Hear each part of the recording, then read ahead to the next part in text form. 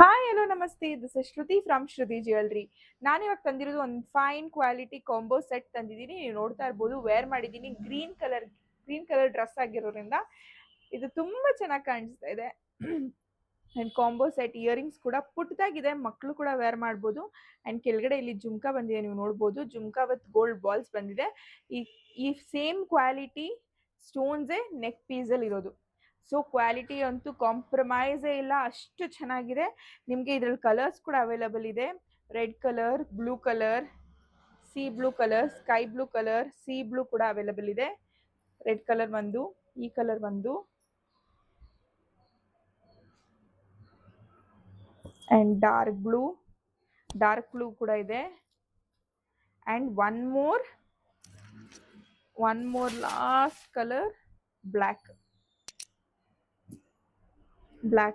ತುಂಬಾ ಚೆನ್ನಾಗಿದೆ.